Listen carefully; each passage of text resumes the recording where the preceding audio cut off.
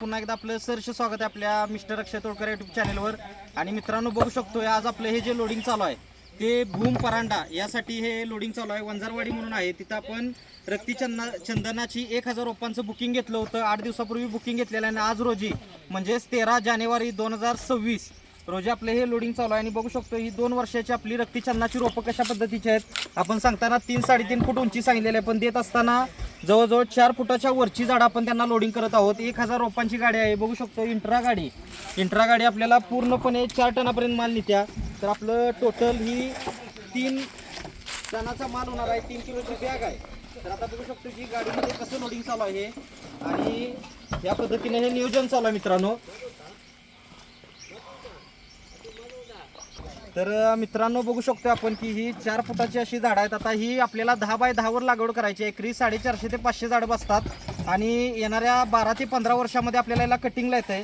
आणि मित्रांनो बऱ्याचशा शेतकऱ्यांचा संभ्रम असा आहे की याला परमिशन आहे का किंवा पोलीस केस वगैरे वगैरे अशा बऱ्याचशा गोष्टी आहेत. तर याचा 2017ला आपल्याला GR मिळालेला आहे आणि त्यानुसार लागवडीला हे लागवडी योग्य पीक म्हणून याची नोंद झालेली आहे. त्याच्यामुळे आपण याची बिनधास्त लागवड करू शकतो. आता बरेचसे आपले डॉक्टर, इंजिनियर, वकील असतील, जजपर्यंत जे लोक आहेत किंवा राजकारणामधील बऱ्याचशा लोकांनी आपल्याकडून ही वनशेतीमध्ये रक्तीचंदनाला प्रेफरन्स दिलेला आहे. हे आहे रक्तीचंदनाचं रोप. आता आपल्याकडं सफेद चंदनाचं सुद्धा रोप असते. आपली ही जी नर्सरी आहे ती कोल्हापूर जिल्ह्यातील शिवाड तालुक्यात मलकापूर या गावी 35 एकरात नर्सरी आहे. शासन मान्यता आहे. खात्रीशीर रोपांबरोबर फ्री सल्ला मार्गदर्शन देणारी महाराष्ट्रातली सर्वात जुनी सर्वात मोठी नर्सरी आहे आणि सर्व प्रकारची आपल्याकडे फळझाडं मिळतात मित्रांनो. आणि आता आपण झाडांचं क्वालिटी बघणार आहे कशा पद्धतीची ही रोप आहेत. तिकडे दाखवा सर जरा.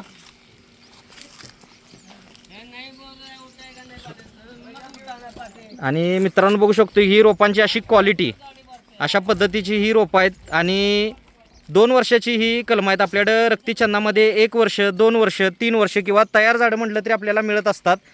आणि सर्व प्रकारची रोपं ही आपल्याला खात्रीशीर मिळत असतात. कोणत्याही प्रकारचं प्लांटेशन करायचं असेल तर खालील दिलेल्या नंबरवर संपर्क करू शकताय आणि रोपं आपली अशी घरपोच मिळवू शकताय. येणं शक्य असेल तर तुम्ही नर्सरीवर येऊ शकता. येणं शक्य नसेल तर तुम्ही ऑनलाईन बुकिंग करून रोपं ही मित्रांनो घरपोच मिळवू शकताय.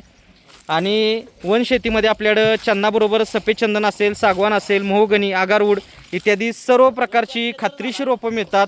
आपल्याकडं टिश्यू कल्चर साग असेल. आता काल परवा आपण कर्जतला जे लोडिंग केलं होतं टिश्यू कल्चर सागवानचं ते आपण बघितलेलं आहे. कर्जतमधील सोनवले फार्म हाऊस यासाठी ही रोपं दिली होती.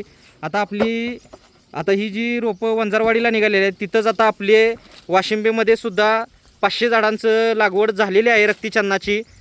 तर अशा पद्धतीनं ऑल महाराष्ट्रामध्ये ह्या लागवडी चालू आहेत मित्रांनो. त्यामुळं कोणतीही शंका न घेता आपण ही लागवड केली तर आपल्याला येणाऱ्या 12 ते 15 वर्षामध्ये चांगलं एक उत्पादन मिळू शकतं आहे आणि आपल्याला कमी पाण्यामध्ये किंवा पडीक क्षेत्रामध्ये हे पीक चांगल्या प्रकारे पैसे मिळवून देऊ शकते मित्रांनो.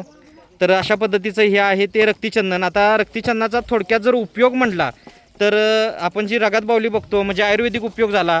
जखम झाली असेल, पाय मुरगाळ असेल तर याच्यावर जे लेप लावला जातो तो रक्तीचंदनाच्या बावलीचा म्हणजेच लाकडाचा उगाळून लेप लावला जातो. तसंच याचा दुसरा उपयोग म्हटलं तर ह्याच्या सालीचा चहा करून पिला जातो मित्रांनो. झाडाच्या मुळापासून खोडापर्यंत पानांपर्यंत सर्व गोष्टींचा वापर केला जातो. त्यामुळं रक्तीचंदन हे आयुर्वेदिक, वनशेती तसेच हे एक जंगली पीक म्हणून चांगल्या प्रकारे हे नियोजन होऊ शकतंय. तर मित्रांनो बघू शकतो ही क्वालिटी रोपांची. आता जास्त वेळ न घेता मित्रांनो आपण थांबणार आहोत या व्हिडिओमध्ये. इथंच भेटू नेक्स्ट व्हिडिओमध्ये. धन्यवाद. आपला दिवस शुभ असो.